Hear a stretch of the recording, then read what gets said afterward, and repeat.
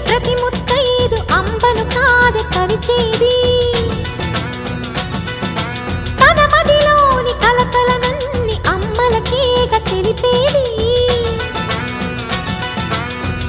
నెలతలే లేకుంటే దేవుడికి నెలవేది